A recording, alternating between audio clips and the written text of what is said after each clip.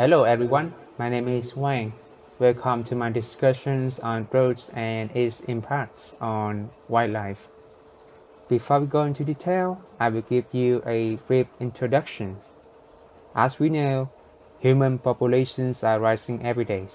According to statistic information, currently there are approximately 7 billion people on Earth. As a result, infrastructures need to be expanded to cope with this increasing big number. In particular, more and more roads and streets are being built to fulfill the need of transportation for humans. While they are essential to part of the civilizations, this groundwork has some harmful effects on the environment, especially the wildlife that happens to surround them. And I'm going to discuss on three effects, which are the mortalities of populations, the habitat fragmentations, and pollutions that are caused by the roads. To begin with, roads are one of the reasons behind wildlife mortalities and populations decrease. The result may be overwhelming, but daily numbers of wild animals whose lives have been taken away by roadkills is approximately 1 million in the United States alone. The numbers may be far greater if we combine with statistics information from all areas around the world. Besides death caused by other factors such as climate change, roadkills also contributes significantly to the diminishing of certain species living around the roads. Moreover, the level of damage to wildlife of these infrastructures varies upon different elements. For starters, if an animal lives where a road passes through, road fatalities happen more often. To demonstrate, a big amount of turtles inhabiting the lake close to Highway 27 of Florida is facing continual death rates. Because the animals need to travel back and forth across the road, they end up being run over by traffic. Another factor is the animal's behavior. We take chimney sweeps as examples. Naturally, to hunt for foods and insects, the birds have to soar as low as possible to the road to chase after their prey. Unfortunately, in the request of scavenging for foods, they didn't pay attention to the roads and they get hit by cars and trucks. Movement patterns connect to the wildlife death rates as well. More movement increase higher chance of animals come across the road. Due to their wide habitat area, Florida panthers, who live within 630 kilometers square, encounters road more often since they travel in long distance. Thus, they are exposed to the roadkill's risk. Besides the reductions in the populations, roads result in habitat fragmentations. In other words, it's called the separations of homes, and also result in habitat alteration. Habitat fragmentations happen because it is impossible for the animal to cross the road in order to avoid getting killed, and they just want to stay away from it. As a result, and consequently, the process will hinder the gene flow of animals, and it's also to alter the wildlife habitat. This affect the very last effect I mentioned, the alteration habitat. I will mention it a bit later. For instance, some snakes tend to take a different directions and not go on the road where they are about to. On the other hand, birds flying within minor distance between trees also take a step back in terms of flying across a wide range.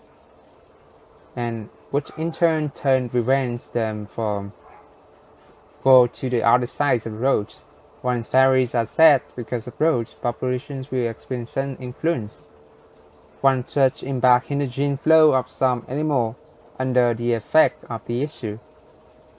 The variations of gene among timber rattlesnakes inhabiting in hibernacular when roads are preventing them from crossing are not as high as those of the same species living in regions with no or less roads. In addition to this, during mating seasons, male snakes find it hard to find partners as roads interrupt the pheromone bath which were left behind by their counterparts. Not only can roads separate animals' habitats, but also alter them. Roads that go through forests, they will set side habitat close to the part of the forest. Predators may prey on bird nests easier with this habitat since the nests are more vulnerable without the protections of the forest. And last but not least, drought can result in various pollutions. To start with, remains of ties on the roads will make wood frost to transform slower than normal. Besides, diseasing salts originates from growth can be threat to the wood frog's survivability. In addition to tide debris and diseasing salts, roads also bring oils from cars traveling on them. These oils potentially cause damage to wildlife when they make their way to the environment. Light and noise pollutions are also caused by roads. Cars driving by emitting noise that prevents birds from communicating with each other properly and also lure them away from their habitat. Not only birds are under the influences of car noise, frogs share the same fate as it disrupts communication between them, and that results sometimes prohibiting them from finding a mate.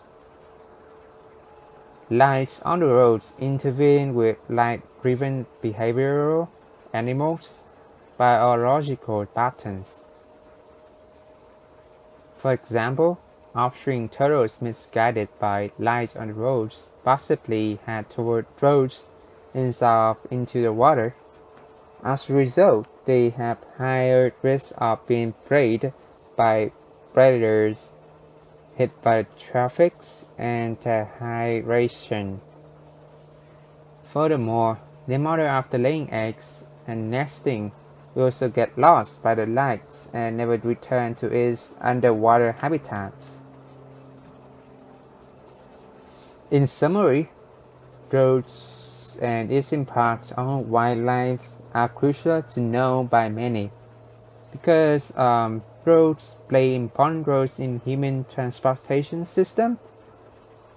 Possibly in the near future, these infrastructures will continue on expanding and developing to meet with constant risings of human populations. However, until there will be a better transportation options, instead of traveling on the roads, we will need to pay more attention to wildlife near roads and try to protect them for the healthier environments, as we are the ones that invade wildlife habitats. We have to take full responsibility to them. We need to make some action that help with the wildlife. This is the end of my presentation, and thank you for taking your time. Have a nice day.